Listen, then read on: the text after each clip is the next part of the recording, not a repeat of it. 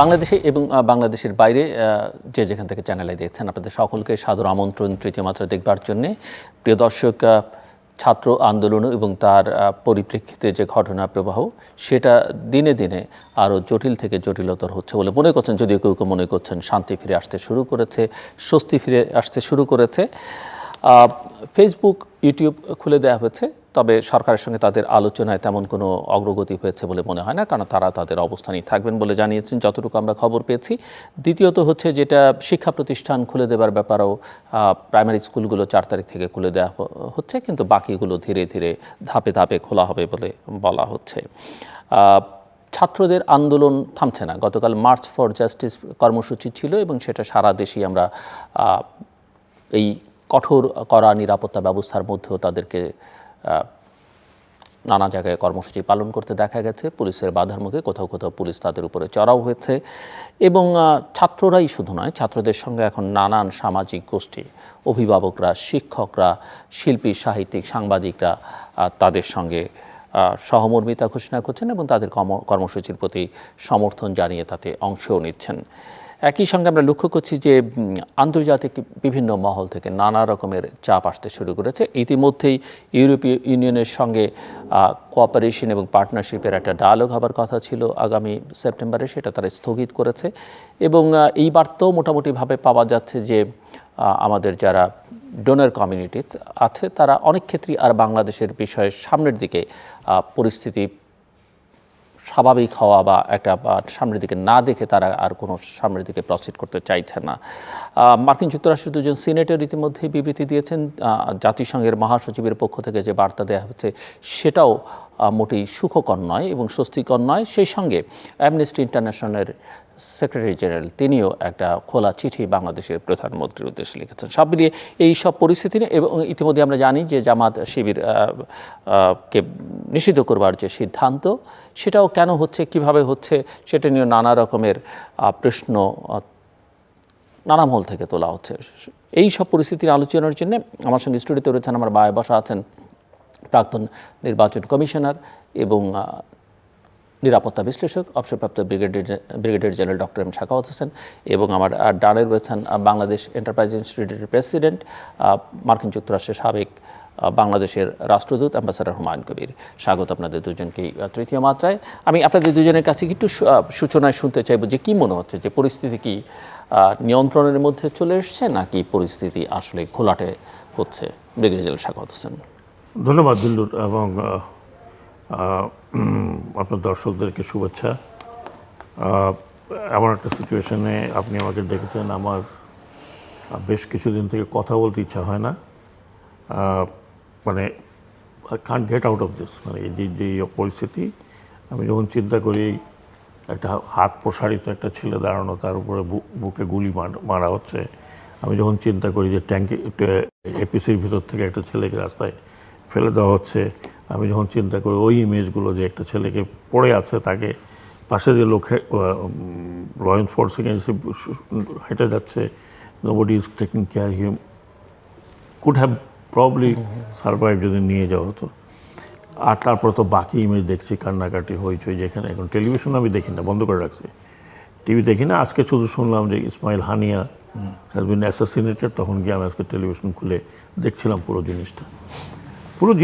যদি আপনি আপনার মানে আমাদের মতো লোক যা এই স্টেজ অফ এই লাইফে এসে এগুলো নিজের দেশে এই ধরনের দেখবো, যাতে মনে হয় যে ইমেজগুলো প্রথমে দেখছিলাম টেলিভিশনগুলোতে, তাতে মনে হলো আমার যেন আমি কোনো দ্বিতীয় বিশ্বযুদ্ধের ছবি দেখছি, যে স্ট্রিট ফাইট কীরকম হয়, মানে কিন্তু একতরফা ফাইটটা হলো, মানে যদি সেইভাবে আমি ধরি, আমি কিছুতেই রিকনসাইল করতে পারছিলাম না যে এরা আমাদের দেশি বাঙালি ফোর্স, 30 লক্ষ লোক মারা গেছেন, শহীদ হয়েছেন এই মুক্তিযুদ্ধে, সেখান থেকে এই অবস্থা কারো দেখার কাম্য ছিল না।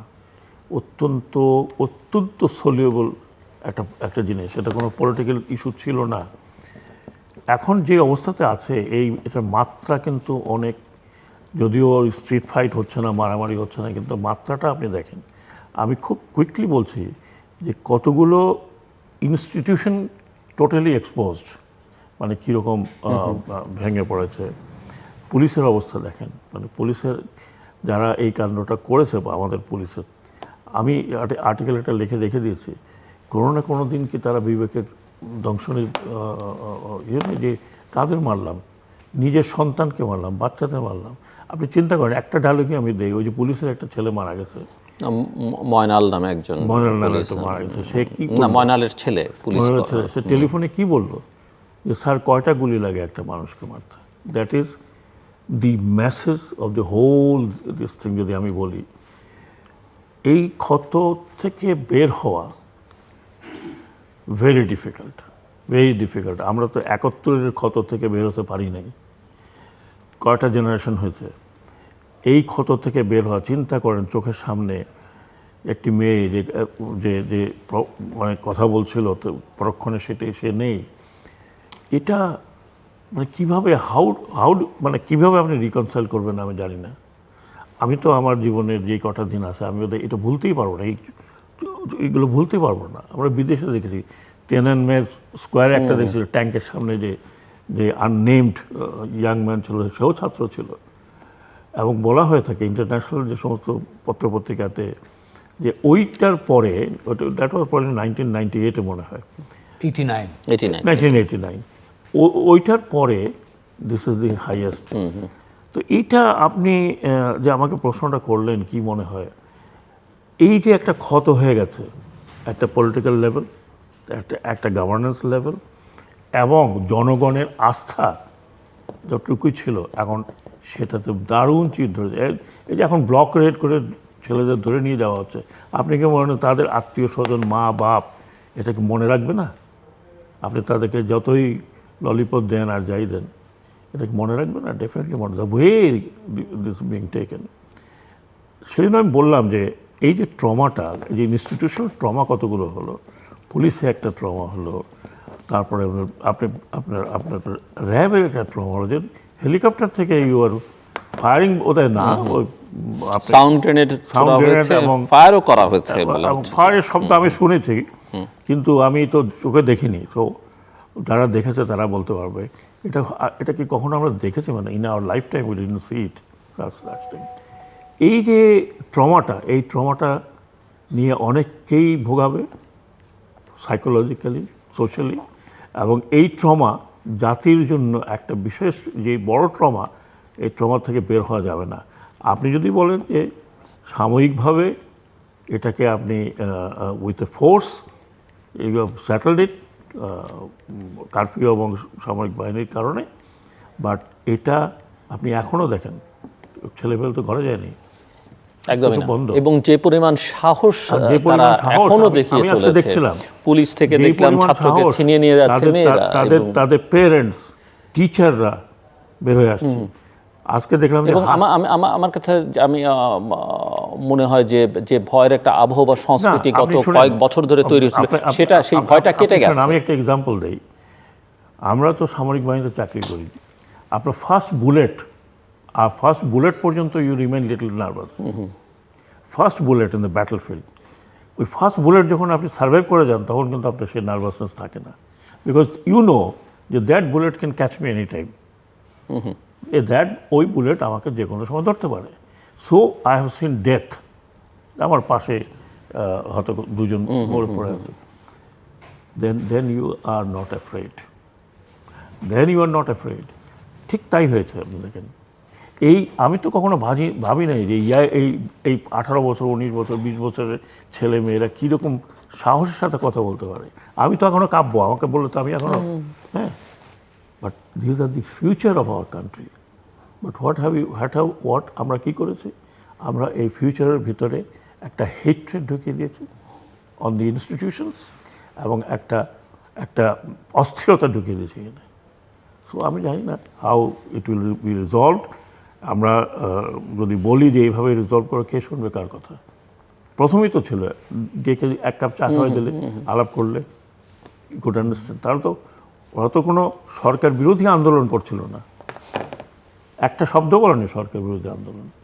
তারা যা বলছে, সরকার বিরোধী আন্দোলন করলে কি গুলি করতে হবে না, ধরলাম আমি কথার কথা, সরকার বিরোধী আন্দোলন করছিল না, তারা তো কোনো ভাঙচুর করতে গেছিল না, তারা কোনো কোথাও আগুন লাগাতে গেছিল না।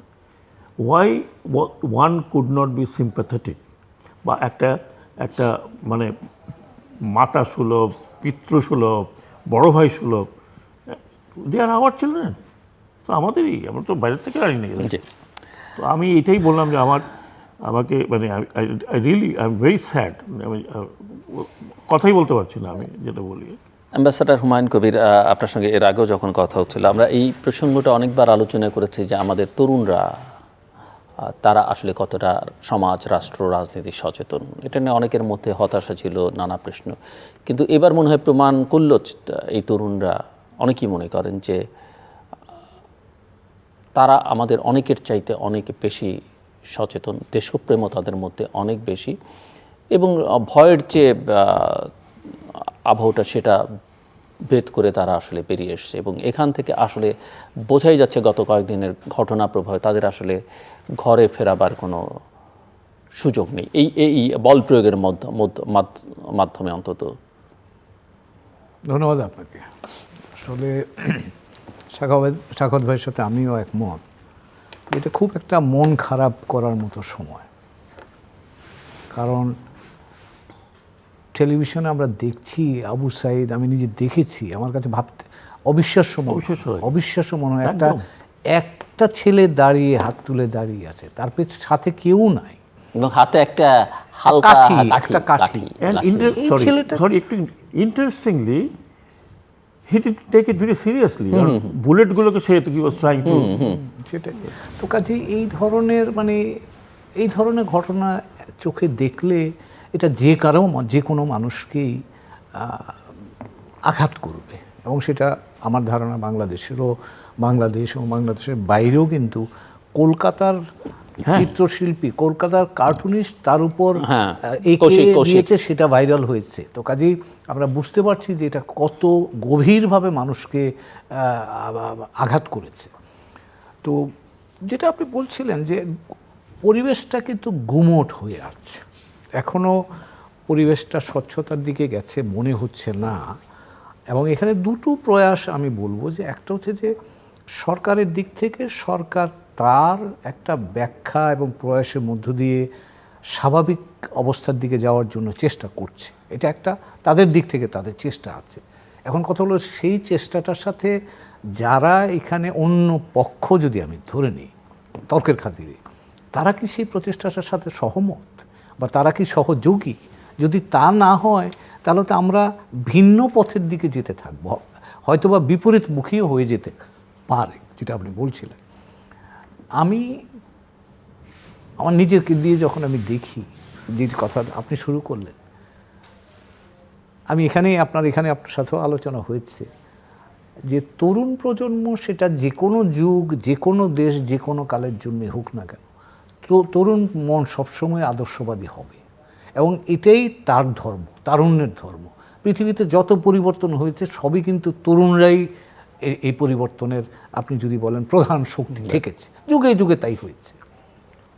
এখন আমার কাছে যেটা মনে হয় যে আজকে এই প্রজন্মের যুব সমাজের তারা যে কথাটা বলতে চাচ্ছে, সেই কথাটা আমরা বুঝতে পারছি না, হয়তো তাদের ভাষাটা আমরা বুঝতে পারছি না, বা তারা যে কথাটা, যে বিষয়টা যেভাবে দেখতে চায় পৃথিবীটাকে, আমরা সেভাবে দেখতে চাচ্ছি না। এবং এখানে আমার কাছে যেটা মনে হচ্ছে, আমি নিজে একজন 68-60-এর দশকের বা 70-এর দশকের প্রথম দিকের তরুণ হিসাবে আমার অভিজ্ঞতা থেকে মনে হচ্ছে যে প্রতিষ্ঠান বা প্রাতিষ্ঠানিকতা দিয়ে যারা দেখতে চান, যারা ক্ষমতায় থাকেন, তারা কিন্তু প্রতিষ্ঠানের ভিত্তিতে পৃথিবীটাকে দেখেন, কারণ তাদের হাতে সমস্ত প্রাতিষ্ঠানিক ক্ষমতা থাকে, তারা সেটাকে ব্যবহার করতে পারেন। আর তরুণ প্রজন্ম যারা, তাদের বক্তব্য উচ্চারিত করার জন্য উচ্চকিত হন, তারা কিন্তু অনানুষ্ঠানিক অবস্থা থেকে তাদের অবস্থানটাকে প্রকাশ করার চেষ্টা করেন। এখানেও কিন্তু আমি সেটাই দেখতে পাচ্ছি। তরুণ প্রজন্ম তাদের ভবিষ্যতের কথা বলছে, তরুণ প্রজন্ম ন্যায় বিচারের কথা বলছে, তরুণ প্রজন্ম তাদের জন্যে সম্ভাব্য সুযোগের কথা বলছে। আমরা সেটাকে ভিন্নভাবে দেখছি, ভিন্নভাবে ব্যাখ্যা করার চেষ্টা করছি। এবং যেটা ভাই বলছিলেন একটু আগে, যে এটা তো একটা মানে একেবারে অ্যাডমিনিস্ট্রেটিভ একটা কিছু ঘটনা ছিল। কোটা নির্ধারণ হবে কি হবে না সেটার বিষয়টা আলাপ আলোচনা করে শেষ করে দেওয়ার মতো ছিল। এটাকে অহেতুকভাবেই আমার কাছে মনে হয়েছে রাজনীতিকীকরণের ফলে এই যে দুঃখজনক অবস্থাটা তৈরি হচ্ছে, এতগুলো প্রাণ ঝরে যাচ্ছে এবং এখনো পর্যন্ত এটা কোথায় গিয়ে ঠেকবে সেটাও বলা মুশকিল। তো কাজেই আমি মনে করি যে এই জায়গাতে তরুণ প্রজন্ম ভিন্নভাবে ভাববে, নতুন ভাবনা নিয়ে আসবে, সেটা বোধহয় সম্মান থাকলে বোধহয় আরেকটু বোধহয় সম্মানজনকভাবে তাদের সাথে আলাপ আলোচনা করতে পারলে এটা সমাধান করা যেত। তবে এখনও আমি এখনও মনে করছি যে তাদের সাথে তরুণ প্রজন্ম কি বলতে চায় তারা তাদের কথাটা বোঝা দরকার। তাদেরকে আপনি বল প্রয়োগ করে তাদেরকে থামাতে পারবেন না। আইয়ুব খান সাহেব পারেনি এই দেশে, অনেক বল প্রয়োগ করেছে। এই গুন্ডা বাহিনী আমরা এক সময়তে দেখেছি, এনএসএফের গুন্ডারা ঢাকা বিশ্ববিদ্যালয় থেকে করেছে, তারপর তারা বিদায় নিয়েছে, তাদের অস্তিত্বহীন হয়েছে। ইয়াহিয়া খান সাহেব পাকিস্তান বাহিনী লেলিয়ে দিয়েছে। 30 লক্ষ তরুণ এই দেশে প্রাণ দিয়ে মুক্তিযুদ্ধকে নিয়ে আসছে। তো কাজেই তরুণ প্রজন্মকে আপনি আপনার কাঠামোর মধ্যে রেখে পারবেন না। তো কাজেই সেই জায়গাতে আমি মনে করি নিষ্ঠুরতার পথটা পরিহার করে তাদেরকে সম্মান দিয়ে তারা কি বলতে চায়, এবং তারা তো এমন কোনো কথা বলছে না যে কথাটা গ্রহণযোগ্য নয়, তারা তাদের যুক্তিসঙ্গত বক্তব্যটা রেখেছে, তারা মেধার কথা বলছে, এটা দোষের কি আছে? আর আপনি যে বাংলাদেশ গড়তে চাচ্ছি, আমি যে ভবিষ্যতের বাংলাদেশ, জ্ঞানভিত্তিক বাংলাদেশ, তার মেধা ছাড়া আপনার আর কি ক্রাইটেরিয়ার ভিত্তিতে হতে পারে? আপনি নিজে বলছিলেন যে এটা রাজনীতিকরণের চেষ্টা হয়েছে, কিভাবে উস্কে দেওয়া হলো, পরিস্থিতিটা উত্তপ্ত করা হলো, সেটা আমরা অনেকবার আলোচনা করেছি, অনেকেই জানেন। এটা কি এই যে মূল সমস্যা সমাধানের চাইতে এর দায় অন্য প্রতিপক্ষ রাজনৈতিক শক্তিগুলোর উপরে চাপিয়ে দিয়ে এক ধরনের সুবিধা আদায় করবার চেষ্টা, যেটা ব্যাকফায়ার করেছে বলে অনেকে মনে করেন, সেটা কি? এবং সেটা আসলে কোনো অবস্থাতেই এই মামলায়, গ্রেফতারে কিংবা ক্যাজুয়ালিটি যেগুলো হচ্ছে তাদের প্রমাণ করা যাচ্ছে না আসলে তারা করেছে। এবং শেষ পর্যন্ত এখন যেটা অনেকে মনে করেন যে জামায়াত ইসলামী বা শিবির তাকে ৭১-এর পরেই অনেকবার ৫৩ বছরে নিষিদ্ধ করা দরকার ছিল, অনেকে এখনও সেটা সমর্থন করে। তো যেই সময় এই প্রশ্নটা এসেছে, সেটাও অনেকে মনে করেন যে মূল জায়গা থেকে দৃষ্টি সরিয়ে দিয়ে একটা রাজনৈতিক সুবিধা আদায়ের চেষ্টা। আপনার কাছে তা মনে হয় কিনা? সেটা তো আছে, আপনি লক্ষ্য করবেন এটা অনেক বছর ধরে আমরা লক্ষ্য করি যে একটা ন্যারেটিভ বাজারে ছেড়ে দিয়ে সেটাকে জাস্টিফাই করার জন্য অন্যান্য কাজগুলো করা হয়ে থাকে। সবই বিএনপি জামাত করছে। এবং কথা হচ্ছে যে এই ন্যারেটিভ তো তরুণ প্রজন্ম গ্রহণ করেনি। এবং আপনি নিজে মুক্তিযোদ্ধা, এই প্রশ্নটা অনেকে আমার ভারতীয় কিছু বিশেষজ্ঞ থেকে দেখুন, ভারতে মিশ্র প্রতিক্রিয়া দেখতে পাচ্ছি। একটা তো কারেন্ট রিজিমের পক্ষে বাংলাদেশে তাদের একটা সমর্থন আছে, কিন্তু কেউ এখন বলতে শুরু করেছেন, কোনো গণমাধ্যম, কোনো বিশেষজ্ঞ সাংবাদিকরা, যে এনাফ ইজ এনাফ, এবং এখানে ভোট হচ্ছে না, এখানে ওই ৫৩ বছর পরে ওই স্বাধীনতার পক্ষে বিপক্ষে, এটা আসলে এই ন্যারেটিভ দিয়ে এখন আর চলবে না, এটা তারা বলবার চেষ্টা করছে। আমি বাংলাদেশের ভেতর থেকেও খানিকটা সেটাই তো আমরা এখন কথা হচ্ছে যে বাংলাদেশের মুক্তিযুদ্ধের আমাদের স্বপ্নটা কী ছিল। এই যেমন আজকে তরুণ প্রজন্মের স্বপ্নের কথা বলছি আমরা, আমাদের স্বপ্নটা কী ছিল? আমাদের স্বপ্ন ছিল আমরা আমাদের গণতান্ত্রিক অধিকার পাইনি বলেই গণতান্ত্রিক অধিকার প্রতিষ্ঠার জন্য লড়াই করেছি, ১ নম্বর। ২ নম্বর ছিল বৈষম্যের শিকার হয়েছিলাম বলে বৈষম্যহীন বাংলাদেশের জন্য দিকে ন্যায় বিচার পাইনি বলে ন্যায্যতার জন্য আমরা লড়াই করেছি। তো কাজে এটা তো আমাদের খুব সহজ সরল অ্যাসপিরেশন বা আর্তি যদি বলেন, তো সেই ভিত্তিতে আমরা করেছি। তো কাজেই আজকে আমরা বাংলাদেশে মুক্তিযুদ্ধ, আমি যে কেউ মুক্তিযোদ্ধা বা মুক্তিযুদ্ধের সাথে যারা সম্পৃক্ত ছিলেন তাদের জিজ্ঞেস করলে আপনি সহজ উক্তিগুলোই পাবেন। তো সেটার জন্য তো কঠিন জায়গায় যাওয়ার দরকার নেই। তো কাজে আজকেও কিন্তু এই তরুণ প্রজন্ম ন্যায় বিচারের কথাই বলছে, যে আমার মেধা যদি থাকে আমাকে সুযোগ দাও, অন্যায় তো কিছু বলেনি, আমাকে আমার রাস্তা আটকে দিও না, আমাকে কথা বলতে দাও, আমার সাথে বসো, আমি চাই আমার সাথে কথা বলো, আমার জন্য আইন করো, দোষের তো কিছু না, তার সাথে আলাপ আলোচনা করা যেতে পারে। তো এখন আপনি যে আরেকটা যে জায়গায় যে কথাটা বলছিলেন, যে এই ন্যারেটিভটা ওভার ইউজড হয়ে গেছে আমার ধারণা, ফলে এটা কিন্তু মানুষ আর গ্রহণ করছে না, বিশেষ করে তো তরুণ প্রজন্ম গ্রহণ করছে না, বোঝাই যাচ্ছে। এবং এখানে ২-৩টা আপনি এভিডেন্সের কথা বলছিলেন। ১৫০ জন মাননীয় আমাদের স্বরাষ্ট্রমন্ত্রী মহোদয় বলছেন ১৫০ জন মানুষ মারা গেছে। ১৫০ জনের যে তথ্যাবলী পত্রপত্রিকা এসছে, তার মধ্যে ৫% রাজনৈতিক কর্মীর আছে বলে তথ্য বলছি। আজকের পত্রিকায় খবর আছে যাদেরকে ঢাকায় অ্যারেস্ট করা হয়েছে, গ্রেফতার করা হয়েছে, 87% মানুষ কোনো রাজনৈতিক দলের সাথে সম্পৃক্ত না। তো কাজেই এখানে স্পষ্ট এখানে যে এই মানুষগুলো সমাজের সাধারণ মানুষ, তারা এই ছাত্র সমাজের সপক্ষে এসে তাদেরকে সমর্থন করছে। তো কাজেই এখানে তো আপনি কোন ন্যারেটিভটা আপনার এভিডেন্স সাজেস্ট করে সেটা আপনি যদি না প্রচার করে বা সেটাকে সামনে না এনে অন্য ন্যারেটিভ নিয়ে আসেন, এটা উইল বি ইররিলেভেন্ট। জি, ডক্টর শাকাত হোসেন। জি, এই প্রসঙ্গ দেখেন, এইসব ন্যারেটিভ তো বহুত পুরনো হয়ে গেছে। আর এটা কাউকে কিছু বললেই, আপনার দ্বিমত হলেই উনি আমাকে রাজাকার বলবেন, বা আরেকজনকে রাজাকার বলবেন, বা আরেকজনকে স্বাধীনতা চেতনা বিরোধী বলবেন, কথায় কথা বলবেন যে পাকিস্তান মাইন্ডেড। 53 বছর হয়ে গেছে, আমরা না হয় পাকিস্তান দেখছি, আজকালকার ছেলেমেয়েকে দেখছে, ওর কাছে Pakistan is as foreign as any country in Europe. আপনি এই ন্যারেটিভ আর কতদিন চলবে? কিছু হলেই মুক্তিযুদ্ধের চেতনা, কিছু হলেই আপনি এটা বলবেন। এটা আই এগ্রি, ওভার ইউজড হয়ে গেছে। Something new, bring something new. আরেকটা জিনিস যেটা আমি বলতে চাই, যেই জিনিসটা মানে আমি যেহেতু তরুণদের সাথে একটু যোগাযোগ রাখি, তো আমি জিজ্ঞেস করছিলাম যে কত difference between you and me. বললো যে you don't understand our language and we don't understand your language. আপনি আমার ভাষা বুঝবেন না, আমি আপনার ভাষা বুঝবো না। আমি সবসময় দেখতাম যে এরা খালি এই মানে নেটে থাকে। বাট আই মাস্ট বাউ my head to this young people, যাদেরকে আমরা ভাবছি যে দুনিয়াদারিরা খবর টবর রাখে না। হ্যাঁ, কিন্তু যা দেখলাম এখন, যেই ধরনের কথাবার্তা, যেই ধরনের চিন্তাধারা, যেই ধরনের confrontation they can do for their cause, এইটা হয়তো আমাদের সময় এরকম ছিলও না, কিন্তু এরকম মানে আমিও চিন্তা করিনি যে এরকম হতে পারে। বাট ব্যাপারটা হলো যে এই প্রত্যেকটি জিনিসের একটা ডিউরেশন আছে। দ্বিতীয় বিশ্বযুদ্ধ কবে হয়ে গেছে, আপনি সেই ট্যাকটিক্স নিয়ে যদি দৌড়াদৌড়ি করেন, it is not going to work, এটা চলে গেছে। আরেকটি যেটা আমার মনে হয়, এখন আমার যেটা মনে হচ্ছে যে আমাদের যে রাজনীতিবিদরা আছেন, তারা যেই মনোভাব নিয়ে রাজনীতি করেন সেটার সাথে জনগণের কোনো সম্পর্ক নেই। হ্যাঁ, আপনার কতগুলো সুবিধাভোগী যারা আছে তারা ঠিক আছে, কিন্তু আপনি দেখেন তাদের সাথে ইভেন বাইরে যারা আছে তাদের সাথে কিন্তু জনগণের কোনো সম্পর্ক নেই।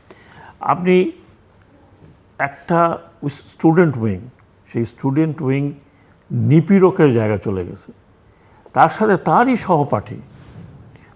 সহপাঠী তারা এক জায়গায় থাকে, এক জায়গায় একই বয়সে কম বেশি হতে পারে। এত হেট্রেট কেন হবে? পাকিস্তান টাইমেও ছিল আপনার পার্টি ছিল, কিন্তু এইরকম তো ছিল না যে সব কিছু তাদের দখলে তো ছিল না। তারা পলিটিক্যাল দখলে ছিল। এই কে কোন হলে যাবে কি না, তুমি আমার গণরুমে আসবা, আমার ড্রয়িং রুমে আসবা, দে আর হার্ট অফ দিস থিংস। এই যে আপনি কতগুলো কোঠারি তৈরি করলেন জাস্ট টু বিকজ আপনি দেখলেন এখন সেই কোঠারি কোথায়? এখন কাদের সাহেবের ওখানে উনি বসতেই পারলেন না। আপনি আমাকে বলেন যে এই এত বড় একটা ক্রাইসিসের মধ্যে একটা দল যাচ্ছে ক্রাইসিসের মধ্যে, অর্ধেকের কোনো খবর আছে? আমি তো নাম বলতে পারি ওনারা কোথায়, সব সময় তাদেরকে দেখা যেত মিডিয়াতে কথা বলছেন, এটা বলছেন, ওয়ার দে নাই, 3-4 জন ছাড়া আশেপাশে কেউ নাই। দি রিজন ইজ ও অনেকে, আমি বলবো না যে একটা পার্টিতে সবাই সুবিধাভোগী, অনেকে আছে ডেডিকেটেড পিপল, অনেক বছর থেকে তো পার্টিতে পড়ে আছে ডেডিকেটেড। তাদের ভিতরে তো ডেফিনেটলি একটা আবেগ তৈরি হয়েছে সিইং দিস। আমরা কতটুকু দেখেছি, যারা ধরেন ঢাকার বাহিরে, সেখানে আরও কত কী হয়েছে আমরা তো বলতে পারছি না, সবই তো ফোকাস অন ঢাকা। এই জায়গাটাতে আমার মনে হয় যে আমাদের সব পলিটিক্যাল পার্টিকে চিন্তা করতে হবে যে ইয়োর ইয়াং জেনারেশন, তাকে যদি আপনি বুঝতে না পারেন আপনি কার জন্য রাজনীতি করতেছেন। আপনি সব কিছু মনে করবেন আমার জেদের উপর দিয়ে, আমি যা বলছি, হ্যাঁ খবরদার ডানের দিকে যাবা না, বাম দিকে যাবা না, ওটা তো এখন আর নেই। That's not what it is. Even আপনার বাড়িতে আজকাল আমরা যেইভাবে গ্রো করে আছি সেভাবে আপনি আপনার ছেলে মেয়েকে ওইভাবে গ্রো করাতে পারবেন না এখন। You have to listen to them, talk to them, what do they want.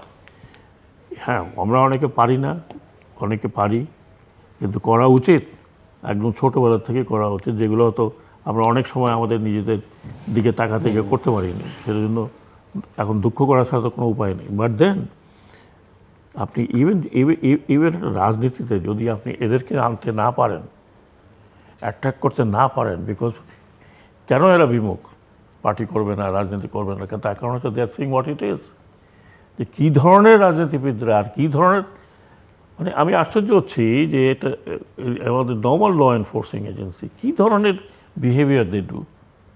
তার কারণ কি? তার কারণ হচ্ছে যে দে আর সিইং তাদের যারা হুকুমদাতা তাদের বিহেভিয়ার দেখেন, জেদাজেদি, জেদ, ইগো, কেন আমি যা বলছি তা শুনতে হবে, মানতে হবে, উইদাউট আন্ডারস্ট্যান্ডিং যে এই তরুণরা সবসময় ছিল, তরুণরা ওয়াজ আ রেবেলিয়াস পার্টি। উনি ঠিকই বলেছেন। হ্যাঁ, তরুণ ইজ এ রেবেলিয়াস পার্টি। আপনি সেটা যে কোনো ফোর্স তৈরি করেন, আপনি সামরিক বাহিনী তৈরি করেন, দিস ইজ দি ইউথ। জি, আপনি ছাত্রদের প্রসঙ্গে বা অন্যান্য প্রসঙ্গে বলছিলেন, যেহেতু আপনি নিজে সশস্ত্র বাহিনীতে ছিলেন, সামরিক বাহিনীতে ছিলেন, আমি যে প্রশ্নটা করতে চাই যে বাংলাদেশের আইনশৃঙ্খলা রক্ষাকারী বাহিনী, সামরিক বাহিনী, আধা সামরিক বাহিনী যা আছে, বহুদিন ধরেই নানা কারণে তারা আন্তর্জাতিক মহলে প্রশ্নবিদ্ধ। দেশের ভেতরেও অনেকে প্রশ্ন তোলেন, যদিও সাহসের জায়গাটা ছিল না, আবহাওয়াটা ছিল না। আপনি কি, আপনার কাছে মনে হয় কিনা এই ঘটনাবলীর মধ্য দিয়ে আমাদের এই প্রতিষ্ঠানগুলো সবগুলোই মোটামুটিভাবে বড় প্রশ্নের মধ্যে পড়েছে? আমরা যদি আন্তর্জাতিক গণমাধ্যমের দিকে তাকাই, মানবাধিকার সংগঠনগুলোর বিবৃতির কথা শুনি, এমনকি জাতিসংঘের মহাসচিবের সর্বশেষ, আমি তো প্রথমেই সেই কথাটা বললাম যে কত ক্ষতি হয়েছে। আজকে যেই এক সময়, মানে পুরনো কথা বলছি, এক সময় গ্রামে গঞ্জে পুলিশ ছিল না, একজন চৌকিদার থাকতো, অনেকে চৌকিদার দেখে পানির মধ্যে ঝাঁপ দিয়ে দিত, যে না জানি ধরতেও না। হ্যাঁ, চৌকিদারি আইনে ধরতো আর কি, দুপুরে চৌকিদারি আইনে ধরতো। এখন আমাদের পুলিশ যাই ছিল, এরপরে আপনি দেখছেন তো যে how they are confronted. Police, RAB, BGB, army যেই কথাগুলো বলতেছে তার উত্তর দিতে পারছে। আমি তো স্লোগান শুনলাম যে ফেলানিকে রেখে এখানে কেন। তো এটা তো সত্যি কথা, এটা ফ্যাক্ট। তার মানে একটা সিচুয়েশন ক্রিয়েট করছেন যেখানে সবাই, আমি দেখছি তরুণরা সেনাবাহিনীর সদস্যদের সঙ্গে কথা বলছে, আপনারা দেখেছেন ওরা আমাদেরকে কিভাবে গুলি করে মেরেছে, আমার ভাইদের। হ্যাঁ, তো আপনারা নিজের চোখে দেখেননি? বারবার প্রশ্ন করছে। আমি তো বলি যে আমাদের সেনাবাহিনী অনেক ম্যাচিওর কাজ করেছে। দে ডিড নট, মানে ট্রিগারটা ধরে নেই। ও তো দুই এক জায়গায় কমপ্লেন আসা হতো করেছে, ডেফিনেটলি সেনাপ্রধান দেখবে যে কেন হলো এটা, বাট ধরেনি। ওই দিন কালকে পরশু আমি একটা ভিডিও দেখছিলাম আমাদের এই ক্যান্টনমেন্টের পিছনে, সবাইকে নিয়ে ভিতরে। একটা প্রশ্ন আমি করেই ফেলি আপনাকে, যেহেতু এই সমালোচনাটা দেশের বাইরে হয়েছে। এই যে ইউএন ইনসিগনিয়া ব্যবহার করা যে ভেহিকেলস বা হেলিকপ্টার ব্যবহার করা হলো, অন্য কোনো প্রতিষ্ঠান সেটা ব্যবহার করলে মানে তারা হয়তো অভ্যস্ত, সশস্ত্র বাহিনীর মতো বা সেনাবাহিনীর মতো একটা ডিসিপ্লিন এই জিনিসটা কীভাবে হলো? এটার জবাব কিন্তু আমার কাছে নাই। মানে আমি এই জবাবটা দিতে পারবো না। তারা তো সবচেয়ে বেশি কেয়ারফুল, রাইট, শুধু কেয়ারফুল থাকার কথা না, দে নো এগুলো ইউএনে নিয়ে যাওয়া হয়েছে। হয় কি, এটা সাধারণত ইউএন পেজ ফর ইট। মানে আমি একটু পরিষ্কার বলি, আপনি হুমায়ুন জানবেন নিশ্চয়ই। হ্যাঁ, যেটা ওয়েট লিজ বলে, ওয়েট লিজ মানে হচ্ছে UN will pay for everything. আপনি এই কলমটা নিয়ে যাবেন, কলমটারও পয়সা দেবে। হ্যাঁ, আর what you suppose to do, আপনার যখন মিশনটা ওভার হয়ে গেলো, আপনি ওখানে রেখে দিয়ে আসতে পারেন, give it to the UN, আর ইউএন থেকে বলে আপনি নিয়ে আসতে পারেন ফর রিইউজ করলে তখন আবার এটা ডেপ্রিসিয়েশন হয়, ইউএন সেই হিসাবে আপনাকে টাকাটা দেয়। But this is exclusively to be used for peace mission. এখন ধরেন এইখানে বাংলাদেশে যদি ইউএন কোনো যে আচ্ছা এই গণ্ডগোল হচ্ছে, ওকে তোমরা একটা পিস মিশনে যাও on UN with UN flag, that is okay. আপনি ইউএন লাগিয়ে ওয়ার্ল্ড ওয়াইড যখন যাচ্ছে, তখন মানে আপনি কি, মানে মেসেজটা কী পাচ্ছেন? এটা কেন হলো? আমার মনে হয় যে আমি রিকোয়েস্ট করব সেনাপ্রধানকে যে উনি একটা বড় ধরনের ইনকোয়ারি করেন যে who has done this mistake, car order হয়েছে। কারণ এটা বাংলাদেশের ব্যাপার নয়, এটা প্রশ্ন উঠেছে জাতিসংঘ থেকে, এটা প্রশ্ন হচ্ছে ইউরোপিয়ান ইউনিয়ন থেকে, কারণ এটা তো খুবই সেন্সিটিভ ব্যাপার। এমনিতেই কিন্তু জাতিসংঘের এই পিস কিপিং কিন্তু শ্রিঙ্ক হয়ে আসছে, মালি থেকে বের করে দিয়েছে, they are rather hired private organisations. So এই জায়গাতে আমার মনে হয় বাংলাদেশ আর্মির যে রেপুটেশনটা তারা আর্ন করেছিল কিছু না কিছু তো ডেন্ট হচ্ছে এটার মধ্যে। দেয়ারফর আমার মনে হয় যে এটা সামরিক বাহিনীর তরফ থেকেই কেউ বলুক আর না বলুক, they must find out what it is and then ইউএনকে let them know if it is, কেউ যদি ভুল করে থাকে দে মাস্ট অ্যাপোলোজাইজ যে এটা ভুল হয়েছে। কিন্তু এত বড় ভুল আমি ভাবতে পারি না যে এই ভুলটা কেন। এই আন্ডারস্ট্যান্ডিংটা তো ডেফিনেটলি এখন যদি কেউ এই আন্ডারস্ট্যান্ডিং দেয় যে না ভাই এগুলো তো আমাদের জিনিস হলেও তাহলে আপনি সামরিক বাহিনী বা আর্মির রংটা করে ফেলেন, আর্মির নাম্বার দিয়ে দেন, রেজিস্ট্রেশন করে ফেলেন, এটা নিয়ে বের হতো। আর এমন তো না যে এমন কোনো মানে যুদ্ধ লাগেনি যে ইমিডিয়েটলি যা পাও তা নিয়ে দৌড় দাও। আপনার অল ইকুইপমেন্ট ইউ হ্যাভ, এই যে আপনার পিছনে তো ছবি আছে, এগুলো তো আর্মি কালার, তো দুইটা নাই আনলেন। আগে তো আমাদের সময় তো আমরা এটাও সিভিল পাওয়ারে গেলে ওই ট্রাকে বসে ট্রুপস যেত, কি অসুবিধা কি? এখানে তো এমন কোনো ইউ হ্যাভ গন। তো এইটা আমার মনে হয় যে এটার উত্তর তো আমি দিতে পারবো না, কি হয়েছে, কেন দে হ্যাভ ব্রট ইট আউট। এটা আমার মনে হয় যে সামরিক বাহিনীর এটা they must make a retrospective পর্যালোচনা যে কোথায় হয়ে they have done the mistakes. আমি অ্যাম্বাসেডর হুমায়ুন কবির একটু আন্তর্জাতিক প্রতিক্রিয়া এই পুরো ঘটনা প্রভাবে আপনি জানেন, এবং আমরা সবাই কম বেশি জানি যে গোটা পৃথিবী জুড়ে বিভিন্ন বিশ্ববিদ্যালয়ের ছাত্ররা, শুধু প্রবাসী বাংলাদেশি ছাত্ররা না, বিদেশিরাও, ছাত্র সংগঠন, বিভিন্ন বিশ্ববিদ্যালয়ের শিক্ষকরা, স্কলার, নোবেল লরিয়েটরা, সাংবাদিকরা সবাই এটার প্রতিবাদ করছে সারা পৃথিবী জুড়ে, এবং তারা নানান জনকে চিঠি লিখছেন, জাতিসংঘ মহাসচিবকে কেউ লিখছেন, অন্যান্য জায়গায় লিখছেন, গণমাধ্যমগুলো আমরা দেখতে পাচ্ছি। বাংলাদেশের গণমাধ্যম নিয়ে অবশ্য জনমনে অনেক বিশ্বাসহীনতা, আস্থাহীনতা আছে, কিন্তু আন্তর্জাতিক গণমাধ্যম যেটা আমরা ফলো করেছি, একটা মানে পুরো জিনিসটা এমনভাবে উন্মোচিত হয়েছে যে এখান থেকে আসলে এটাকে লুকোবার কিছু নেই, আপনি কতটা লুকোবেন।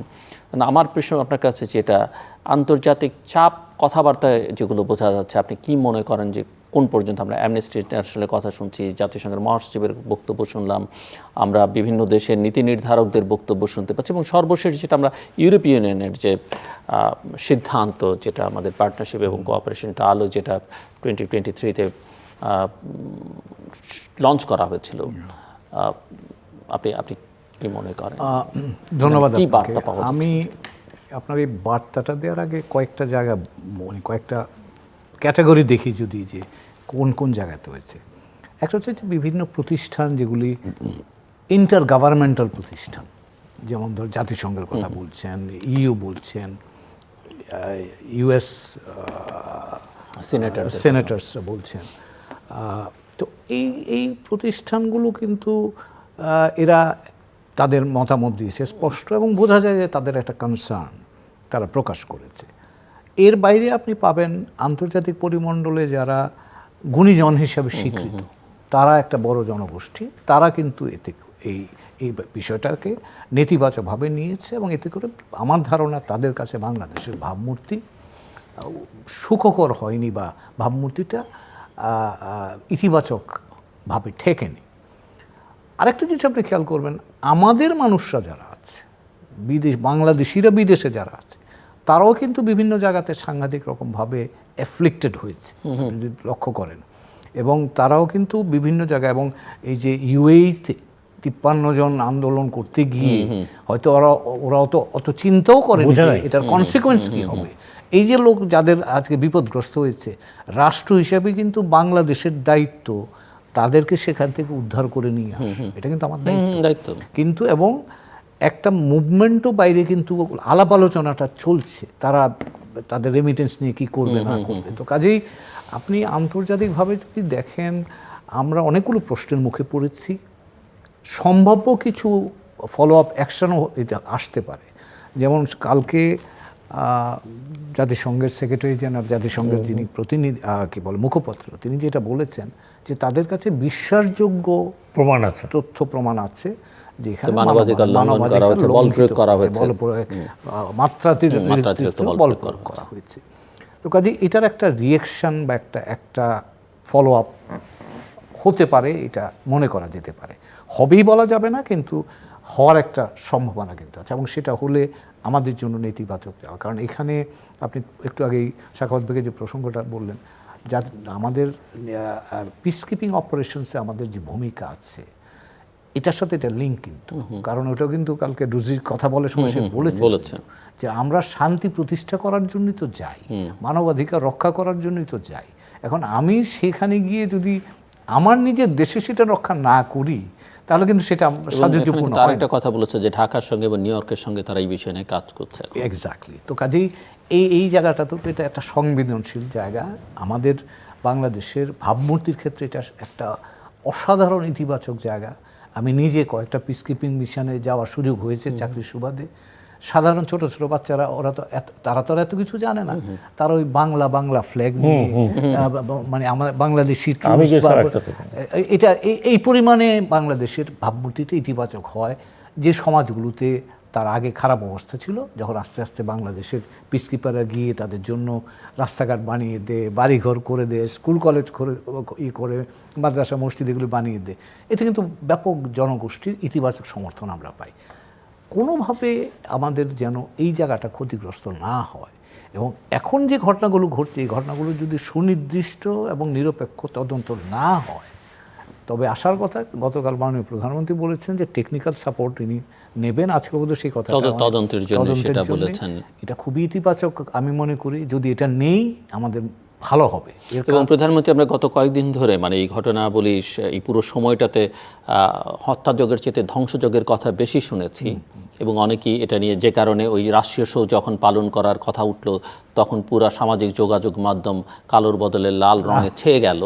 এবং এখন যেটা তিনি কালকে বললেন যে জীবনের দাম সম্পদের চাইতে অনেক বেশি, সেটা এখন এটা যদি ধরেন বিশ্বাসযোগ্য, মানে জীবন ফেরাতে পারবো না আমরা, কিন্তু সম্পদ হয়তো তৈরি করতে পারবো। বিশ্বাসযোগ্য, সর্বজন গ্রহণযোগ্য ইনভেস্টিগেশন হয়, তাহলে সেটা আমাদের জন্য ইতিবাচক। কারণ তাইলে আন্তর্জাতিক সম্প্রদায়ের কাছে আমাদের ক্ষতির কিন্তু আমি আপনাদের দুজনের কাছে এই প্রশ্নটা থাকলো, আপনাকে যেহেতু আপনি কথা বলছেন আপনার কাছ থেকে আপনি কি মনে করেন কি না বাংলাদেশে সেটা বিচার বিভাগই হোক আর যেই ধরনের তদন্তই হোক, এমনকি সেটা যদি সামরিক বাহিনীও করে, আমরা পিলখানা তদন্তের সময় দেখেছি অনেকগুলো তদন্ত হয়েছে, সামরিক বাহিনীও করেছে, কিন্তু সেগুলো আসলে সেই সব তদন্তের ফলাফল কি বা রিপোর্ট কি কেউ কিন্তু জানে না। মানে আপনি কি মনে করেন কিনা, কারণ এই তদন্তের ফলাফল তো আসলে সাধারণ মানুষকে জানাতে হবে, অন্তত এই ঘটনার মানুষকে বুঝতে হবে। এটা কোনো একটা ফোর্সের ইস্যু না যে আপনি তদন্ত করলেন ওই ফোর্সের মধ্যে কোনো একটা অ্যাকশন নিলেন তাতে এটা সমাধান হবে না, কারণ এখানে আস্থার সংকট তৈরি হয়েছে।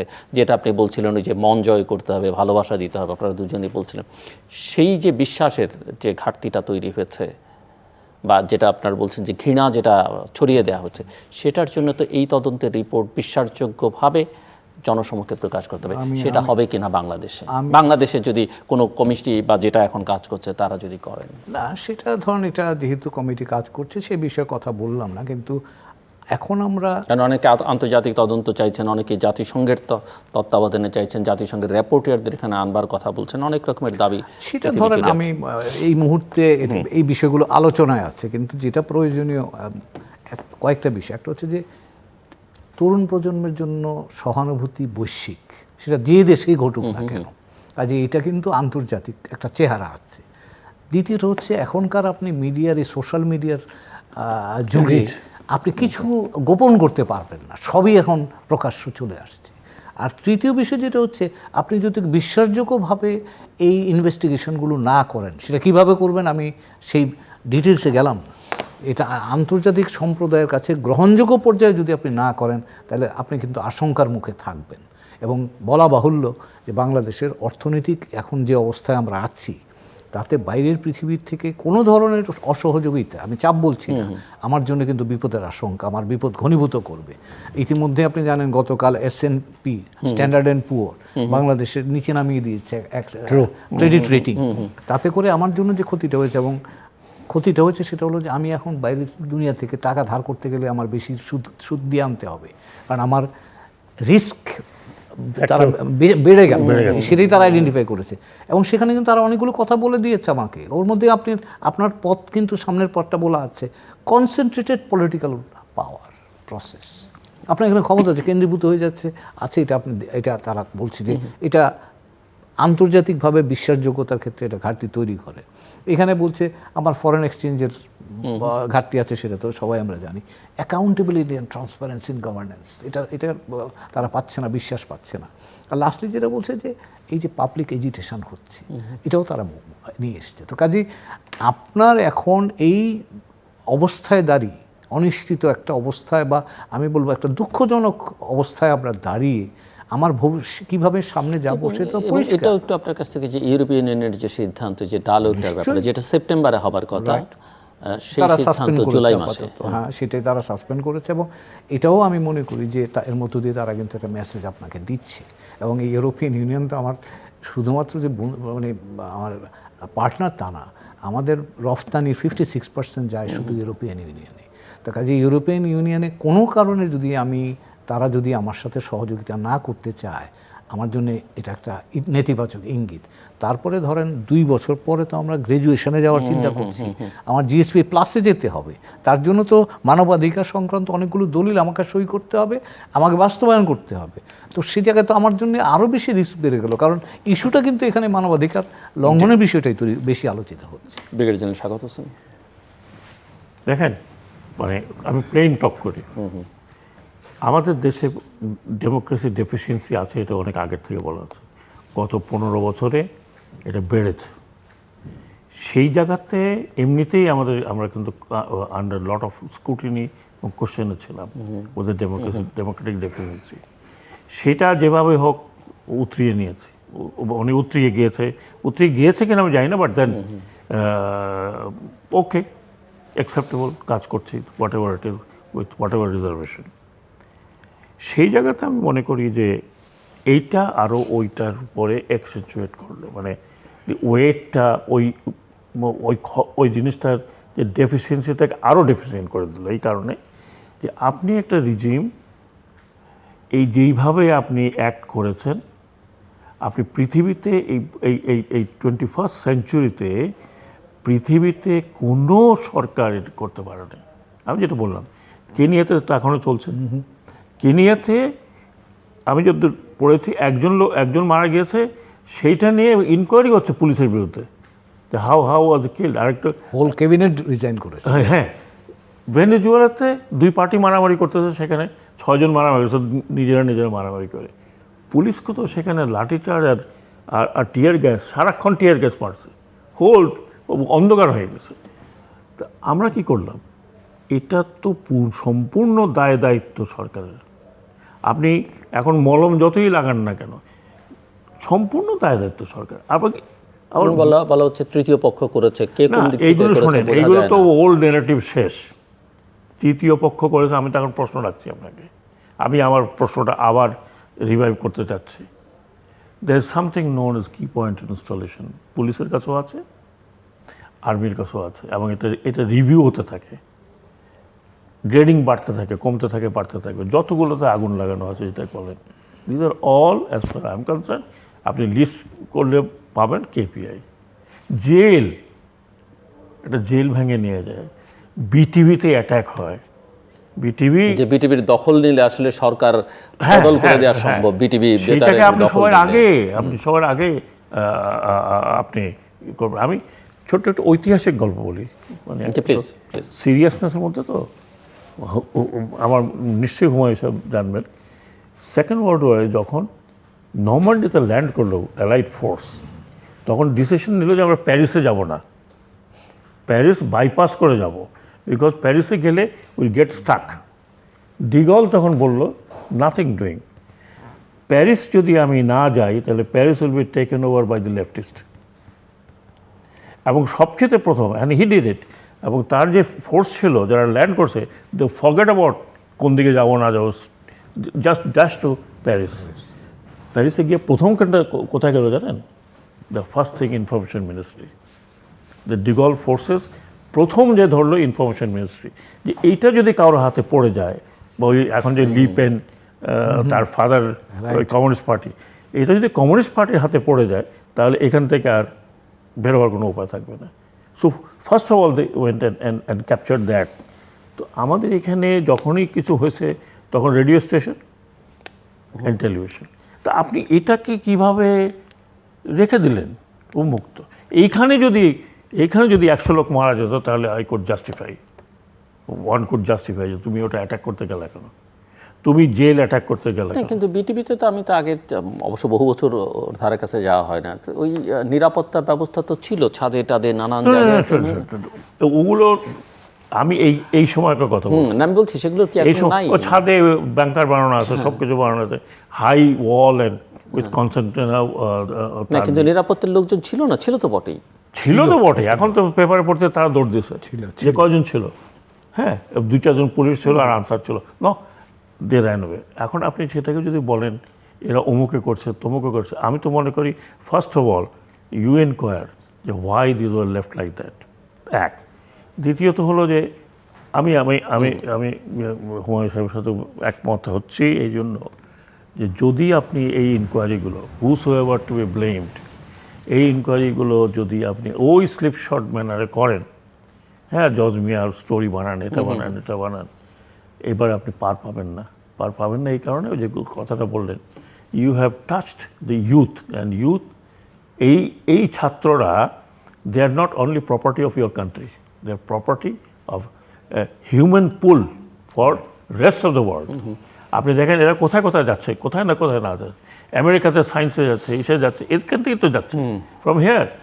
আপনি একটা ইন্টারন্যাশনাল রিসোর্সকে নষ্ট করলেন। আপনি এটা কেউ চিন্তা করেনি যে আমার দেশের ছাত্র, আমি যা করি তাই করি। আপনি দেখেন কেন 154 টপ প্রফেসরস, আমি এমন ইউনিভার্সিটি দেখলাম না যেগুলো আমি নাম না শুনছি, তারা সাইন করেছে। আমাদের দেশের যে ইন্টেলেকচুয়ালস তারা সাইন করেছে, শিক্ষকরা বেরোয় আসছে। This are not your property, এটা প্রপার্টি অফ একটা হিউম্যান রেস। যুক্তরাজ্যেই 200 শিক্ষক, একাডেমিক্স এবং ছাত্র সংগঠন। আবার যুক্তরাজ্যে আপনি চিন্তা করেন, পার্লামেন্টে, আমাদের পার্লামেন্টে 4 জন বাংলাদেশি বংশোদ্ভূত, 3 জন এই পতাকা উঠিয়েছে এবং তাদের সাথে অন্যরা যোগ দিয়ে।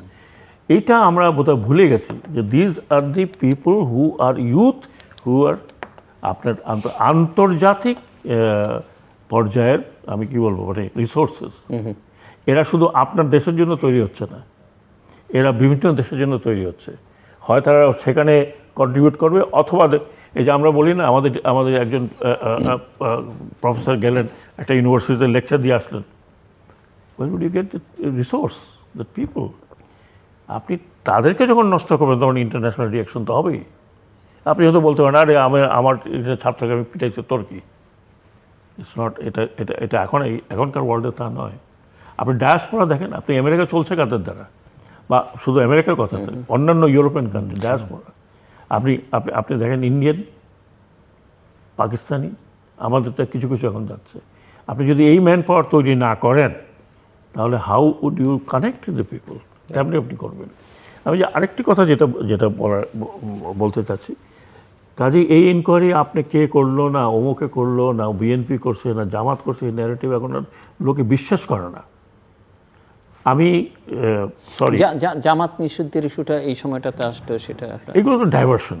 জামাত নিষিদ্ধ তো কবেই হয়ে আছে, এমনিতেই হয়ে আছে, ওদের কোনো ইয়ে নাই, রেজিস্ট্রেশন নাই, কিছু নাই কিছু।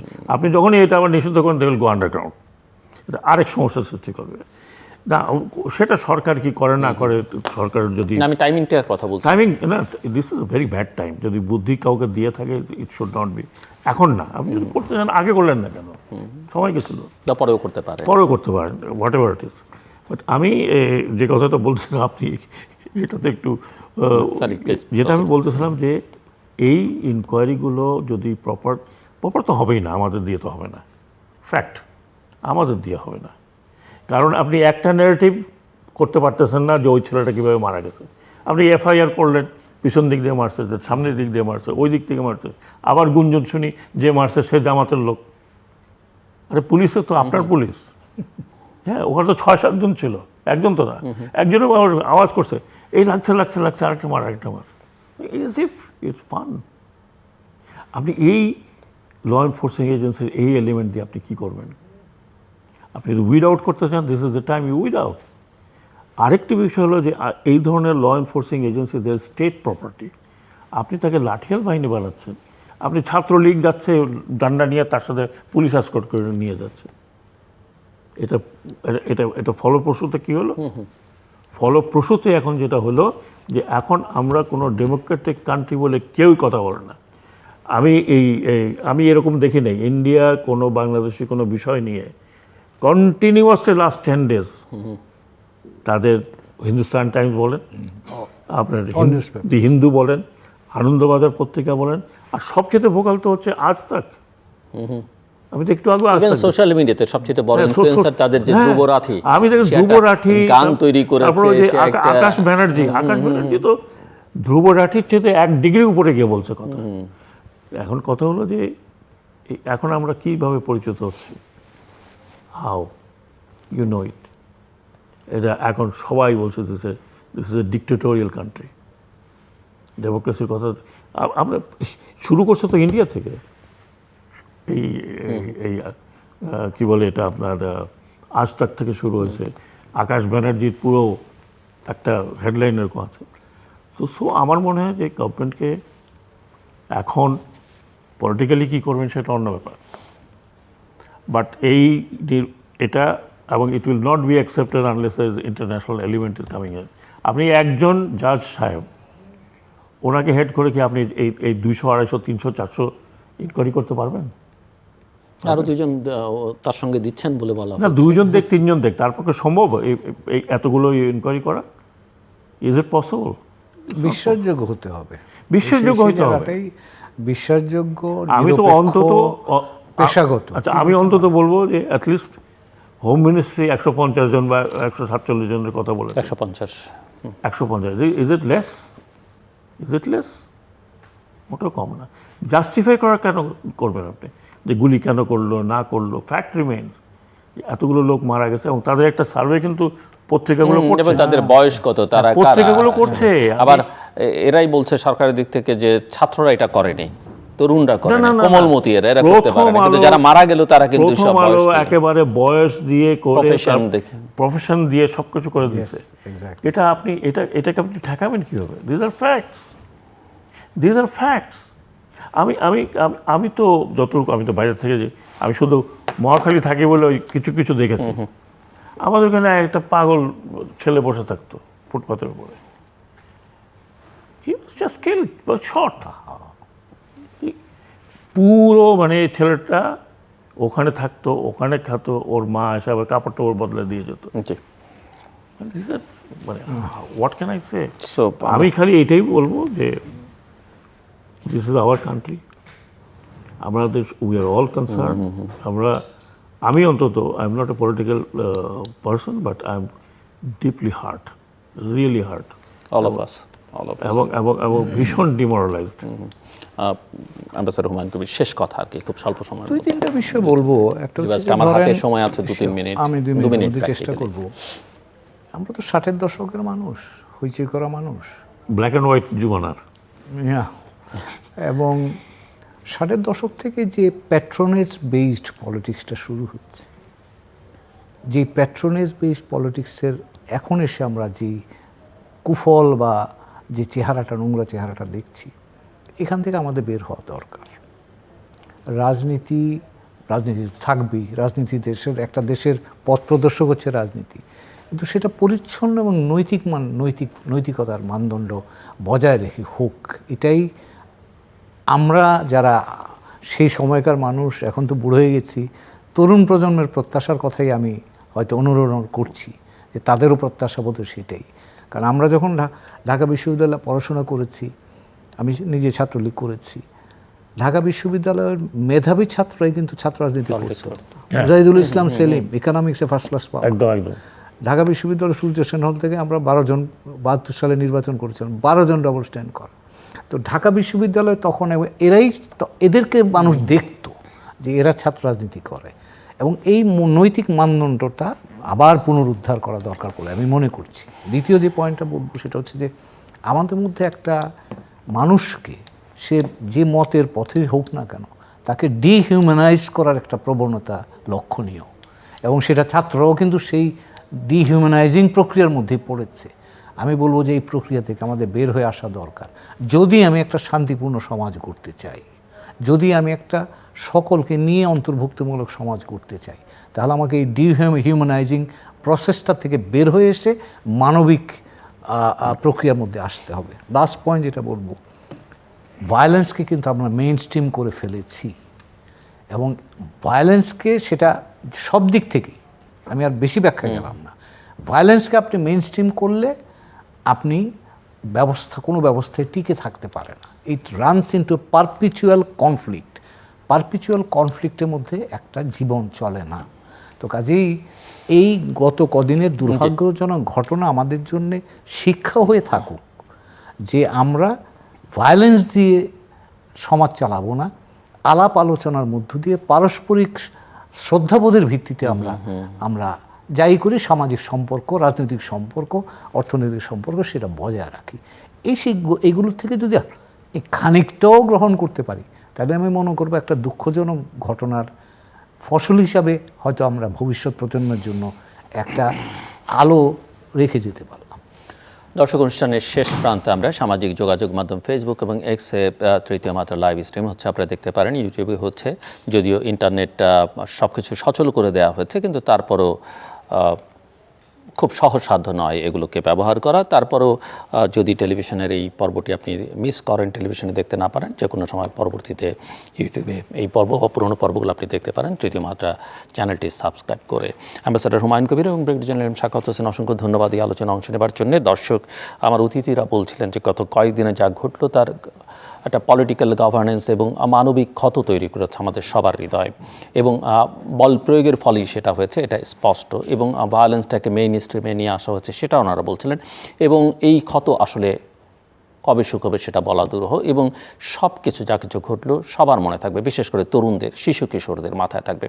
এবং এর যে কুফল বা এর যে ফলাফল, সেটা কিন্তু আমাদের রাজনৈতিক নেতৃত্বকে অনেক দিন ভোগাবে, এবং তারা যদি সেটা মাথায়, বিশেষ করে যারা দায়িত্বে আছেন বা এর জন্য যারা সংশ্লিষ্ট, তারা যদি বিবেচনার মধ্যে না নেন বা সংকটের সহজ সমাধান এখনও খুঁজে বের করবার চেষ্টা না করে, যেটা ইনক্লুসিভিটির কথা বলা হয়েছে, অনেকে পলিটিক্যাল সেটেলমেন্টের কথা বলেন বা পলিটিক্যাল সলিউশনের কথা বলেন, সেটা না হলে এটা সংকট আরও বাড়াবে। একদিন বাংলাদেশ এটা ভয়ের আবহের মধ্যে ছিল, এটা ভালো কি খারাপ, এটা স্পষ্ট যে ভয়টা কিন্তু কেটে গেছে। এটা একদিক থেকে ভালো দিক, অন্য দিক থেকে চরম বিপদের দিক, সেটা যেন সংশ্লিষ্টরা মাথায় রাখেন। প্রতিষ্ঠানগুলো অনেক দিন যাবতীয় ফাংশন করছে না প্রশ্নবিদ্ধ বাংলাদেশে, কিন্তু এই ঘটনায় আরেকবার প্রমাণিত হয়েছে এবং বিশ্ববাসীর কাছে উন্মোচিত হয়েছে যে বাংলাদেশের প্রতিষ্ঠানগুলো কোনো অবস্থাতেই কাজ করে না, কাজ করলেও ভালো কাজ করে না, এবং এগুলো দিয়ে দেশ চালানো খুব কঠিন সামনের দিনে। এমনকি কোনো একটা ভালো সরকার, কোনো একটা সবার আইডিয়াল সরকারও যদি থাকে, তাদের পক্ষে সম্ভব না। এবং সেই সঙ্গে বাংলাদেশের ভাবমূর্তি গোটা বিশ্বের সামনে প্রশ্নবিদ্ধ। এই ভাবমূর্তির সংকট বাংলাদেশ কীভাবে কাটাবে, সেটা একটা বড় চ্যালেঞ্জ। তরুণদের জন্য সহানুভূতি বৈশ্বিক, আমার অতিথিরা বলছেন, সেটা দেশের ভেতরে আমরা টের পাই, আর বৈশ্বিক সহানুভূতি তো আমরা টের পাচ্ছি। কিন্তু মূল কথা হচ্ছে যে শুধুমাত্র এটা সহানুভূতির মধ্যে সীমাবদ্ধ থাকবে না, সেটাও কিন্তু স্পষ্ট, যদি না আমাদের দায়িত্বশীল বা নীতি নির্ধারকরা প্রপারলি বিহেভ করেন, সেটা কনসিকুয়েন্স নানা দিকে গড়াতে পারে, এবং যেটা সামাল দেওয়া হয়তো আমাদের জন্য কঠিন হবে, এবং সেটার জন্য হয়তো গোটা দেশ সাফার করবে। আমাদের সঙ্গে থাকবার জন্য অসংখ্য ধন্যবাদ, আপনাদের সবার জন্য শুভকামনা।